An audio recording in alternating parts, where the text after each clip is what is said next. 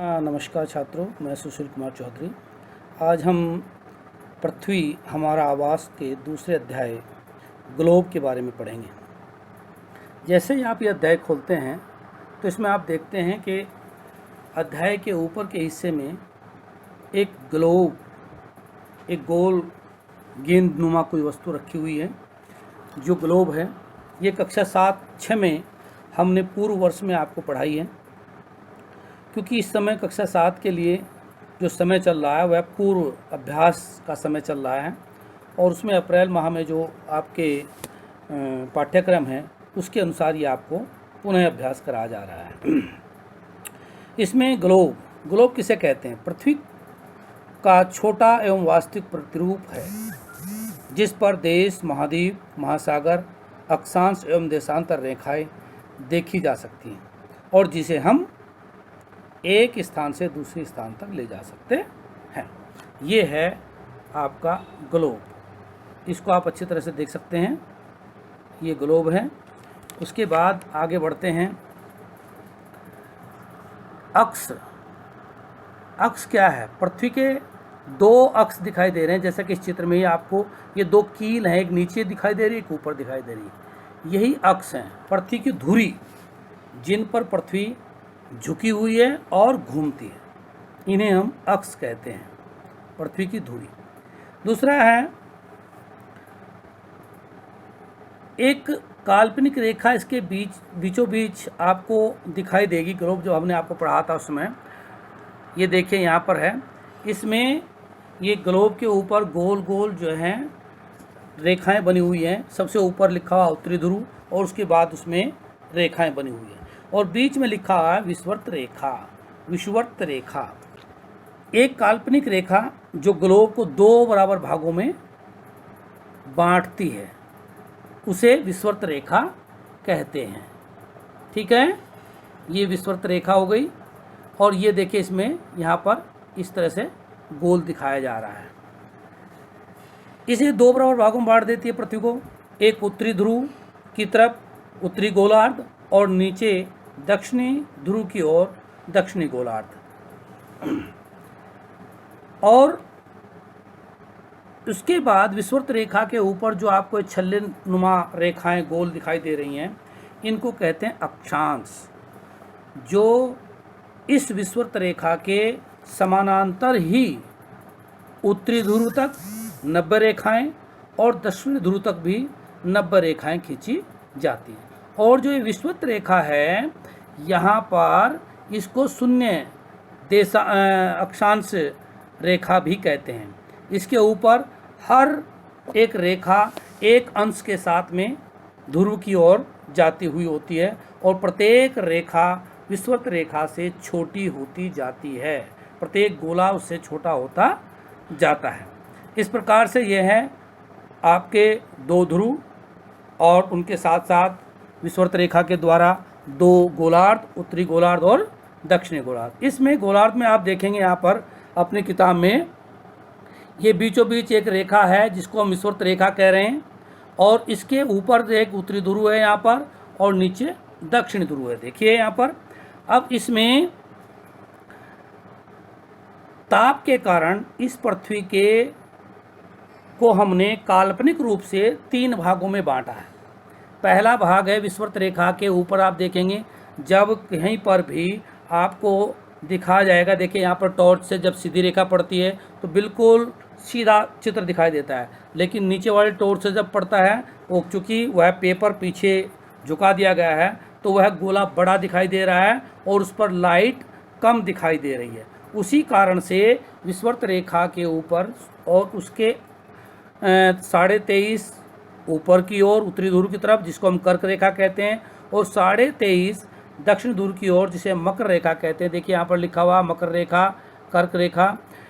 इनके बीच में जो स्थान है वहाँ पर सूर्य की अधिक गर्मी पड़ती है, अधिक ताप पड़ता है, इसलिए इसको हम जो है उष्ण कटिबंधीय प्रदेश कहते हैं, उष्ण कटिबंधीय क्षेत्र कहते हैं। उसके बाद जैसे ही हम ध्रुवों की ओर बढ़ते हैं, उत्तरी ध्रुव की ओर हम बढ़ते हैं 23.5 डिग्री से अक्षांश से लेकर और 66 डिग्री उत्तरी ध्रुव में जब हम बढ़ते हैं, उत्तरी गोलार्ध में बढ़ते हैं, तो इसके हमें यहाँ पर गर्मी और सर्दी का मिश्रण मिलता है। यहाँ पर न अधिक गर्मी होती है न अधिक ठंड होती है। और उसके बाद जब हम इसको हम कहते हैं शीतोष्ण कटिबंधीय प्रदेश। देखिए उत्तरी ध्रुव में भी ये शीतोष्ण कटिबंधीय प्रदेश है और दक्षिणी ध्रुव में भी शीतोष्ण कटिबंधीय प्रदेश है। उसके बाद जब हम 66.5 अंश उत्तरी गोलार्ध में से उत्तरी ध्रुव की ओर और 66.5 अंश दक्षिणी गोलार्ध में से दक्षिणी ध्रुव की ओर बढ़ते हैं, तो ये जो क्षेत्र है इसको हम कहते हैं शीत कटिबंधीय प्रदेश। देखिए यहाँ पर लिखा हुआ उत्तरी में उत्तरी शीत कटिबंधीय प्रदेश और दक्षिण में दक्षिणी शीत कटिबंधीय प्रदेश। इस प्रकार से ये आपको पता चला कि ये यहाँ पर हमने इसको उष्ण कटिबंधीय, शीतोष्ण कटिबंधीय और शीत कटिबंधीय क्यों कहा। इसके बाद बात आती है देशांतर की। देखिए हमने ऊपर आपको गोलार्ध बताए, गोलार्ध कैसे होते हैं, और बताते हैं आपको देशांतर। ये देखिए देशांतर क्या है। देशांतर ये देखिए आपका एक गोला बना हुआ है, इस पूरे गोले में ऊपर से नीचे और नीचे से ऊपर दोनों दिशाओं में आप देख सकते हैं ये एक तरबूज की तरह इसमें लाइनिंग बनी हुई है। अर्थात जो देशांतर रेखाएं हैं उनकी ज़रूरत क्यों पड़ती है, इसलिए कि कुछ जो अक्षांशीय रेखाएं, काल्पनिक रेखाएं, ठीक उसी प्रकार से देशांतर रेखाएं भी काल्पनिक रेखाएं हैं जो उत्तरी ध्रुव को दक्षिणी ध्रुव से मिलाती हैं, और ये स्थानों एवं देशों की सही स्थिति ज्ञात करने के लिए बनाई गई हैं। इन रेखाओं को देशांतरीय रेखा या याम्योत्तर रेखा भी कहते हैं। याद रखें, याम्योत्तर रेखा भी इनको हम कहते हैं। और ये क्या होती है, उत्तरी ध्रुव में भी मिल गई सब जाके, और इसी प्रकार से दक्षिण ध्रुव में जाके मिल जाती है। एक बात मैं और आपको बताना चाहता हूँ कि एक रेखा से दूसरी रेखा के बीच में, यहाँ पर देखिए उत्तरी ध्रुव में भी वो मिल गई, वहाँ पर बहुत कम दूरी है, उसी प्रकार दक्षिण ध्रुव में मिल जाती है, वहाँ पर भी कम दूरी है। लेकिन जहाँ पर विषुवत रेखा है, जहाँ पर इसके बीचों बीच यहाँ पर जो ज़्यादा दिखाई दे रही जगह वहाँ पर इनके बीच की दूरी 111 किलोमीटर के लगभग है। इस प्रकार से ये हुआ आपका देशांतर रेखाएं और याम्योत्तर रेखाएं। अब इन एक यहाँ पर देखिए, अब इसमें दूसरी इसमें आपको दिखाई दे रहा है कि ये अक्षांशीय रेखाएं भी हैं, और ये जो खड़ी रेखाएं हैं ऊपर से नीचे की ओर आती हुई, ये देशांतर रेखाएं भी इसमें हैं। अर्थात ये ग्लोब का ऐसा स्वरूप आपको दिखाया है कि इसमें दोनों काल्पनिक रेखाएं, अक्षांशीय रेखा भी और देशांतर रेखा भी दिखाई गई हैं। इनमें एक प्रमुख याम्योत्तर रेखा है। देखिए क्या है, प्रमुख याम्योत्तर रेखा। ये कहाँ पर है, ये है, इसको कहते हैं ग्रीनिच रेखा। ग्रीनिच रेखा भी इसको कहते हैं। कहाँ पर है, यह है ब्रिटेन में राजकीय वेधशाला जहाँ पर स्थित है वहाँ पर बनी हुई है, और यह इस गोले को दो हिस्सों में बांटती है। एक इस गोले के इस ओर का हिस्सा, इसे पश्चिमी गोलार्ध कहते हैं, और एक इस गोले का इस तरफ का हिस्सा, इसे पूर्वी गोलार्ध कहते हैं। इसे जब हम लिखते हैं तो लिखते हैं कैसे, देशांतर जब लिखते हैं, देशांतर मान लीजिए हम लिखते हैं 15 देशांतर, तो लिखते हैं 15 देशांतर पूर्वी, अगर इस रेखा से पूर्व की ओर। और जब हम लिखते हैं इधर तो लिखते हैं 15 देशांतर पश्चिमी, अर्थात इस रेखा के पश्चिम की ओर, बाएं हाथ की ओर और आपके दाएं हाथ की ओर। एक बात और आपको यहाँ समझनी चाहिए कि पृथ्वी जो अपनी धुरी पर घूमती है वह कैसे बाएं हाथ से दाएं हाथ की ओर को घूमती है, वैसे जो पूरब से पश्चिम से पूरब की ओर घूमती है। जब हम खड़े होंगे तो दाएं हाथ से ऐसे दिखाई देगी कि जैसे दाएं हाथ से बाएं हाथ की ओर को घूम रही है, पश्चिम से पूरब की ओर घूमी है। इसलिए दिन और रात, हमारे जो दिन है वो दिखाई देता है पूरब से निकलता हुआ और पश्चिम में छिपता हुआ दिखाई देता है। ठीक है, चलिए इसके बारे में अगले अध्याय में हम बताएंगे आपको। ये इस प्रकार से आपको हो गया। तो ये है अंतर्राष्ट्रीय तिथि रेखा, अंतर्राष्ट्रीय समय रेखा, जिसको हम क्या कहते हैं, ग्रीनिच या प्रमुख याम्योत्तर रेखा, और इस पर हम 0 देशांतर मानते हैं। और एक बात आपको बता दें कि इसके इस तरफ पूर्व की ओर भी ये रेखाओं की संख्या 180 है, और इस रेखा के पश्चिम की ओर भी इन रेखाओं की संख्या 180, अर्थात पूर्व में 180 याम्योत्तर रेखाएं हैं और पश्चिम में भी 180 याम्योत्तर रेखाएं हैं, पश्चिम गोलार्ध और पूर्वी गोलार्ध में। ठीक है। उसके बाद जहाँ पर ये दोनों इधर से इस तरफ से जाते हुए इधर और इधर से जाते हुए इस तरफ, जहाँ पर दोनों साइड की इस तरफ आके दोनों रेखाएं, दोनों तरफ की रेखाएं 180 अंश का की हो जाती हैं, वहाँ पर एक रेखा आती है, उसके बारे में मैं अभी आपको आगे बताऊंगा। वह है आपकी अंतर्राष्ट्रीय तिथि रेखा। देखिए ये नक्शा ले लीजिए आप, इस नक्शे को अगर आप ध्यान से देखेंगे तो इसमें प्रशांत महासागर इधर का, और ये देखिए भारत भी है, हिंद महासागर। इस रेखा के हिंद महासागर बाद जब जाते हैं तो इसके बीचों बीच एक बाकी रेखाएं, तो पूरी रेखाएं आ रही हैं। एक रेखा को टिक मार्क के रूप में दिखाया गया है और उसके ऊपर लिखा हुआ है ग्रीनिच। ग्रीनिच का अर्थ है वह शून्य देशांतर याम्योत्तर रेखा, शून्य याम्योत्तर रेखा, शून्य देशांतर रेखा। और इस रेखा के द्वारा ही विश्व का समय निर्धारित किया जाता है। जिस समय सूरज का प्रकाश पूरी तरह से इस रेखा के ऊपर आता है, अर्थात पूरी दोपहर होती है, यहाँ पर 12 बजते हैं, इंग्लैंड और फ्रांस और स्पेन से होकर जो है ये जाती है यहाँ पर रेखा। और इस रेखा पर इंग्लैंड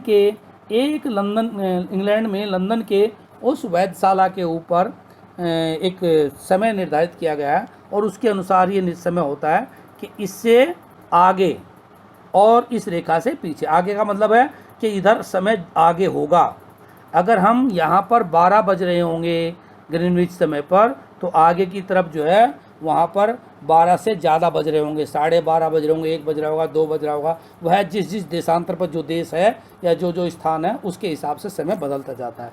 ठीक उसी प्रकार से ग्रीनिच समय के पीछे लिखा हुआ है, पीछे लिखा हुआ है, देखिए ध्यान से, यहाँ लिखा हुआ ना पीछे, ये जो पीछे लिखा हुआ है इसका अर्थ ये हुआ कि यहाँ पर जो समय है वो पीछे रहता है। जैसे मान लीजिए इंग्लैंड में 12 बज रहे हैं, तो इस तरफ जहाँ पर आपका ग्रीनलैंड दिखाई दे रहा है या अमेरिका वगैरह दिखाई दे रही है, यहाँ पर क्या होगा, यहाँ पर समय कम होगा। जैसे इंग्लैंड में 12 बज रहे हैं तो यहाँ पर 11:30, 10, 9, इस तरह से जैसे जैसे ही वो देशांतर रेखा पर होंगे वैसे वैसे वहाँ पर कम समय होता दिखाई देगा।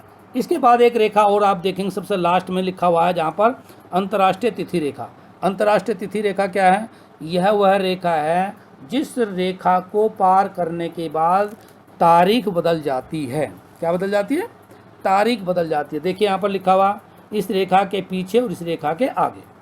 आगे पीछे का मतलब यह है कि अगर पीछे की तरफ 9 तारीख है तो जैसे हम इस रेखा को इधर क्रॉस करेंगे आगे की तरफ तो वहाँ 10 तारीख हो जाएगी। अगर इधर आगे की तरफ 10 तारीख है तो पीछे की तरफ जब अगर हम वापस जाएंगे जहाज़ लेकर तो हम 9 तारीख में पहुँच जाएंगे। ये अंतर्राष्ट्रीय तिथि रेखा हमें बताती है कि यहाँ से तिथि बदलती है। ठीक है, जैसे हम पानी के जहाज़ में, हवाई जहाज़ में जाते हैं इधर से उधर, तो हम जैसे इस लाइन को क्रॉस कर देते हैं तो हमारा जो दिन है, दिन की तारीख बदल जाती है। अगर हम अमेरिका से रूस की तरफ आते हैं, इधर ये अमेरिका के से यहाँ रूस की तरफ आते हैं तो हमारी तारीख एक बढ़ जाती है।